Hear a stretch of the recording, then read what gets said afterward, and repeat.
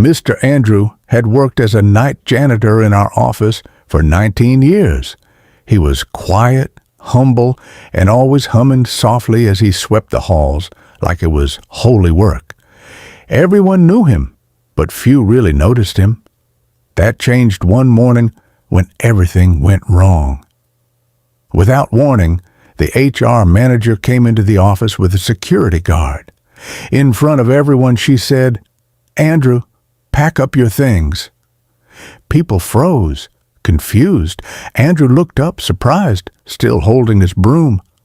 "Ma'am," he whispered. The manager's voice was cold.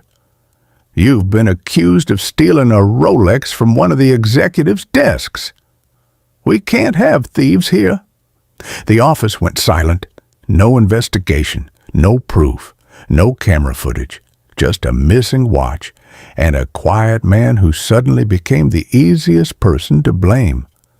What broke me most was that he didn't even defend himself.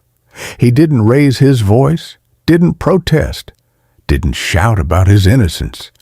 He just lowered his head and whispered, "I understand."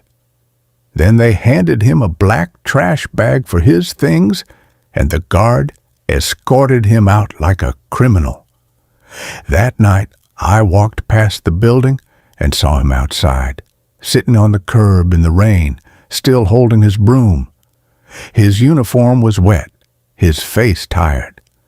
He looked like a man who had lost everything. People said later, if he was innocent, he would have spoken up. But I wasn't so sure. What most of them didn't know was that Mr. Andrew once showed me a kindness I never forgot. Years ago, my mother came to visit me at work. On her way in, the heel of her shoe broke. She was embarrassed, trying to hide in a corner of the lobby, not wanting to walk in front of people. By the time I got downstairs to help her, I found her sitting quietly, while Mr. Andrew knelt before her. He had taken out an old rag and polish from his cart and was gently cleaning her shoes. He looked at her and said softly, "Ma'am, don't you ever feel small?" Then he smiled, stood up, and walked away, still humming. He never told anyone about it. He never even mentioned it to me again. I told myself that day, if I ever get the chance, I'll pay that man back. 2 years later, I had already left that company and started my own. It grew steadily, and one morning we were conducting interviews for the position of head of operations at a hotel conference room. The room was filled with candidates in suits, resumes in hand, nervous and hopeful. I sat at the front reviewing files.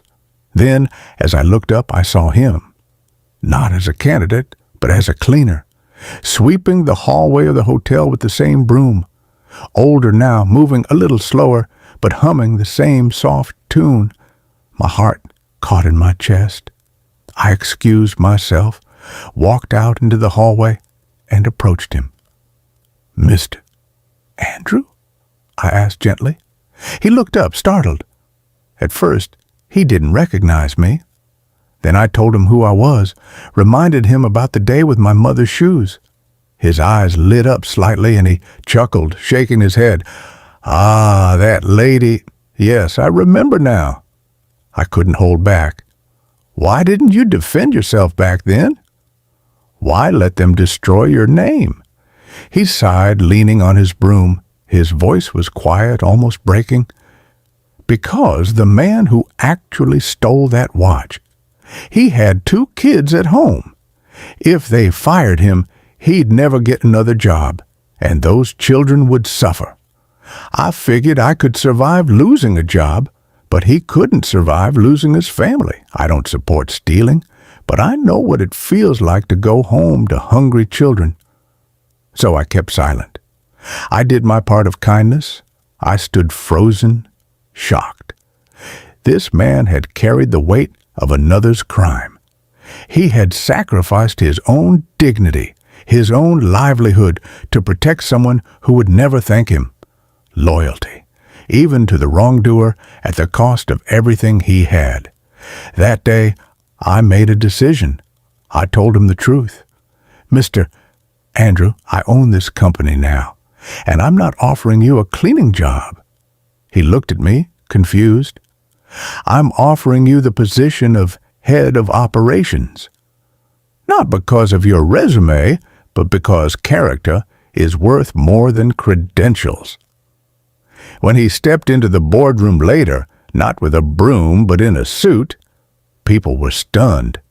The same man who had once swept our floors now sat at the table where decisions were made. His name signed paychecks. His quiet presence carried authority. Yet he remained the same, still humble, still humming softly as he walked the halls. The world may overlook people like Mr. Andrew, but kindness never dies. Loyalty remembers loyalty. And sometimes the ones who seem the smallest turn out to be the greatest among us. Please drop a heart if you believe character is greater than credentials.